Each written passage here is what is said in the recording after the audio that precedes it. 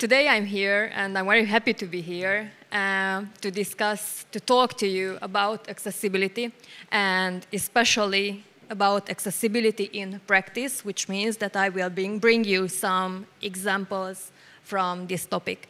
My name is Imola. I work for the ZEISS Digital Innovation Hungary, and I'm here as a test manager and a test team lead. And I hope that you will find some great ideas about my favorite topic. So we today will discuss about few minutes about what's accessibility.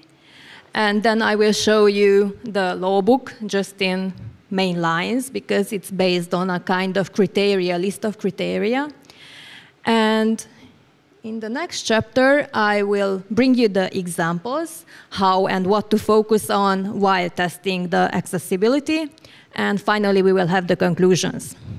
First, what's accessibility? Just a few words. It's a kind of usability testing. It's a non-functional testing. And it has a definition by the V3C. It says that the websites, tools, technologies are designed in the way so that people with disabilities can use them. And I hope that you found the Easter egg in the presentation, the typo in the disabilities. So, in general, testing requires a kind of out-of-box thinking, but this kind of testing requires especially this one, because when we are testing, we are imagining ourselves in the place of the end user. But it's very, very hard to imagine in somebody's place who is deaf or who is blind. You can meet the accessibility under the abbreviation of A11Y by just keeping the first letter, the last letter, and replacing the middle letters by a number. Just as the internationalization, which is a very, very hard word, and I cannot pronounce it properly anyway. You would think that quite a few people are affected, and when we are talking about accessibility and thinking about people with disabilities, we used to think about people who are sitting in wheelchairs, who are deaf, who are blind, but that's not quite true. Even we can be needed. We can need the accessibility. For example, as you can see, I wear glasses, and I'm pretty sure that, and I see that many of you does wear glasses as well. So about 18% of the population is affected somehow by the accessibility, which is quite a lot of people if you think that there is 1.185 billion people. It's a huge amount of people. You might not be a permanent need for the accessibility. You wouldn't need that permanently. You can be a situational accessibility need. For example, you are a new parent and you are holding your baby in your arm and you have to type an email. That means that you can use only one hand of yours. Or for example, you are sitting on a very boring conference presentation and you are watching a video on your phone, then it's very useful to have subtitles on that video, because unless it will be quite annoying to everybody else around you. We can put those accessibility needs in 4 categories. There can be motoric disabilities, visual, hearing, and cognitive ones. So where do you meet the accessibility? You can meet in the elevator. You see that braille writings. That's a braille display, for example, which displays for people who are deaf and cannot see the content of the web page, for example, or the dark mode in your telephone, or even the yellow lines on the sidewalk. That's accessibility as well. Now, we have a law book, a list of criteria, which is defined by the WCAG, the Web Content Accessibility Guidelines. That's a kind of law, so you can go there on the website and read, if you would like to fulfill some criteria, what does that mean? Right now, we have the WCAG 2.1 available, which was released in 2018, I think. That WCAG 2.0 was 10 years before, in 2008, and now it's being prepared, the 2.2 version. It was planned to be released in this year in September, but they postponed it for December. We will see. It contains different levels of criteria. you can see that there can be level A, level AA, level AAA. And that means if your application, web application, mobile application, desktop application, whichever, has to fulfill, for example, level AAA, then it has to fulfill the level AA and level A as well. So in total, right now, 86 criteria, 30 plus 28 plus 28. There's it a little bit confusing in the slide because the new WCAG will contain +5, +7, and +5 criteria for each. Now, how and what to focus on while testing the accessibility? Here comes the exact examples. I won't bring you all the 86 criteria because we won't go to eat lunch then and we will sleep here, but only a few just to give you a slight overview. First of all, how? We have tools. We have helper tools, we have built-in text-to-speech tools or screen readers such as the JAWS or Wave. And we have browser add-ons, such as for Chrome, we have the Accessibility Insights for Web. On this image, you can see a screenshot using the Accessibility Insights for Web, the tab stopping, because it shows the order of the tab, pressing the tab button, on which interaction would that go. It should be coherent, so that helps us with testing. We have coloring helpers, contrast analyzers, for example, so you do not need to go pixel by pixel comparing every small pixel just to see that if it fits or not. Here, the variety of the tools, it's a very great thing because we have, but it's also the negative part of the tooling because there is no official tool for the accessibility testing. There is no exact tool to use it. We use different tools for Windows, we use different tools for macOS, we use different tools for Android, for example, so it's quite challenging because it's no exact tool there. The first example I would like to bring here is the very first criterion of the WCAG, is about the non-text content. Now imagine, I won't read out loudly those laws, so don't be scared. So imagine that you have a website, for example, and the screen reader is starting to read out loudly the text. And then it hits some kind of non-text content, such as, what can it be? Image, graph, any kind of chart, for example. And how does the screen reader know what's on that image? Well, if you look in the HTML part here, the attribute of alt, the alt helps us. That's what the screen reader will read out loudly. So if it hits an image, it will read out loudly the part of the alt. That's helpful for the blind people or people who have visual impairments because they will know what's on that image. There are some exceptions. On the bullet points, you can see the exceptions. The controls and inputs do not fall in this criteria because the screen reader will read out loudly anyhow the interaction part of the screen. The time-based media falls in another critical criteria you will see in the next slide. The tests, of course, it's not quite great to read out loudly the correct answer and the wrong answer. The CAPTCHAs weren't meant to bypass by alt, and also decoration, formatting, and invisible part does not fall in this non-text content. They shouldn't be represented by the alt tag. As I said, the time-based medium, here you can see that 9 criteria are for the time-based media for different levels. Level A, level AA, and level AAA. If you would like to be, your application has to be level AAA, then it has to fulfill all of the criteria. That means that if you have any audio on your website, for example, or any video, or synchronized media, by the way, synchronized media means what we usually think about video. So the moving image part and also the audio, that's the synchronized media.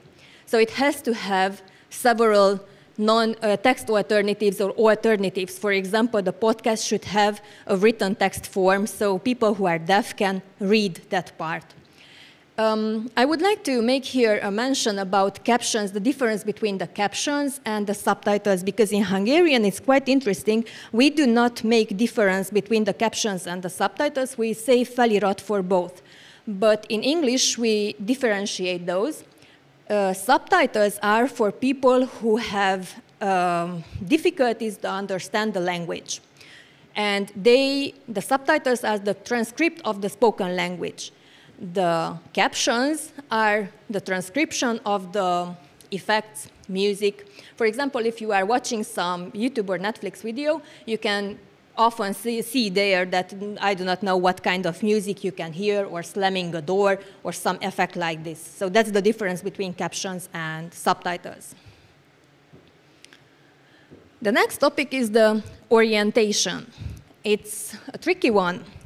You might think that orientation would affect only the mobile native application, but not just only the native applications can be included in this part, but even the websites. Many of us use browsing the internet from our mobile phones, from our tablets, for example, and if we rotate the device and for some reason we just got cut off from the screen and we lose the content of the website, then it can be quite annoying. So I have several times met this problem, and it's not the great thing. There are, for example, some applications which provide the video only in landscape mode. Well, that is against this law, because people with some kind of motoric disabilities would find hard to rotate the device and to focus on a bigger or smaller screen or video. So it's important that every time you rotate your device, it should fit. The application should fit. Sorry, wrong slide. You already saw that. The pause, stop, and hide. You see how annoying is that animation? So at the first blink, you would think that, OK, that's cute. It slams the door. But after a while, it just becomes very, very annoying. So you should offer the user to stop, pause, or hide. OK, let me stop this because it annoys me. So you should offer the user to stop and to hide or to pause that animation or the video which is starting, because there might be some users who are sensible for the blinking of the video or sensible for automatic starting audio. I do not know how many of you remember the golden age when in the 90s there were some websites written in HTML 1.0, I think, and when you opened the slide, it just started to play an audio. Luckily, this just went away, and I can rarely meet those kind of web pages nowadays, but it was then a very often I meet. Part, so I'm very happy that it's gone. And every time I opened that kind of web application, I just, OK, that's how to stop the music, it annoys me, it's too loud, I don't want to hear it. So that was against this law. However, I do not think that the law existed back in the 90s.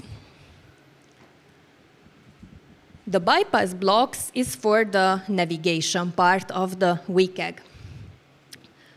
If you are moving around on a web page, for example, with the arrow keys, the tab, the space, the enter, the arrow keys, that would mean that not every content which you can interact with should be available for you. There might be some parts which you would skip, such as the main menu.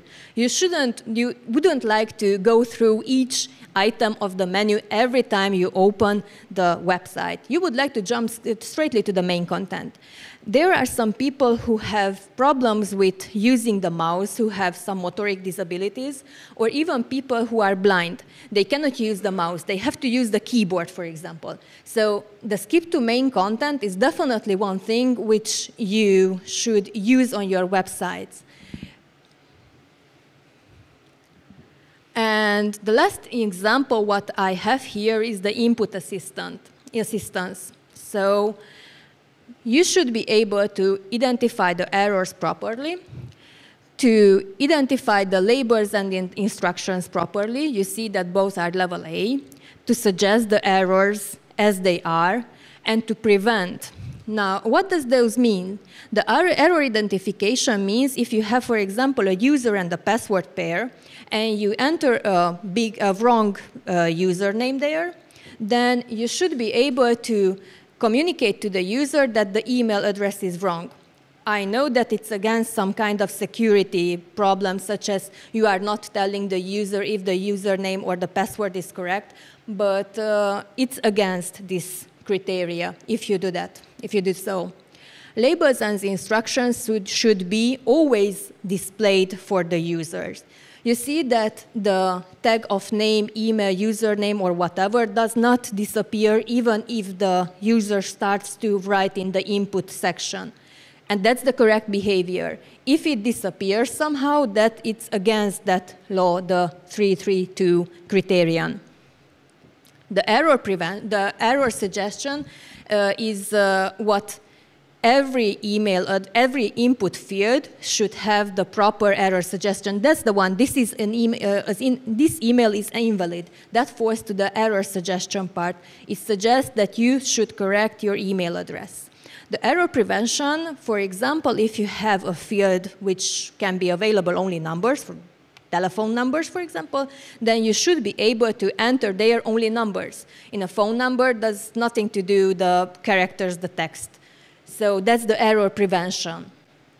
Or it shouldn't be so long, shouldn't be longer than 10 characters or something like that. And as a conclusion, I know the first and most important is that we are almost lunchtime. It's very challenging to dig deep in this topic, in the accessibility topic, because I know that only a few people know about it. Even I don't, so I just scrape the surface of the topic. It's very hard to automate parts. And one more thing is that we used to think about accessibility when we are talking about people with disabilities. But it's not just only for people with disabilities. It's just basic user experience, so nothing complicated. Basic user experience should be implemented by anybody from the software development team, such as the testers, the designers, the developers, and especially the project managers who, and in general the management team, who are planning and allocating budget for this, for a proper project. So not just only the 86 rules are representing this, but the basic UX. And I would like to thank you for your attention, and I'm happy to answer your questions if you have any. Thank you very much.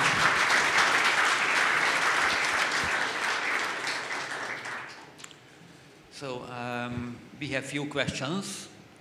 The first one is, do you think that all software having a UI should have meet with at least the A level of accessibility, or it has to be adjusted to the purpose of it? Yeah, definitely. My answer is yes. My short answer is yes. My longer answer is the level A criteria. Fulfilling the level A criteria would mean that your application fulfills not just only the level A criteria for disability people, but only if it improves the UX. So there are some hints and laws which are for improving the user experience of your application. So definitely, if you are looking for hints for improving your user experience, then look for the level A criteria. That's a very good thing. Next question. Top 3 problems, in your opinion, when AA should be realized after a longer period of front-end development has already happened? Okay. Has already been happened.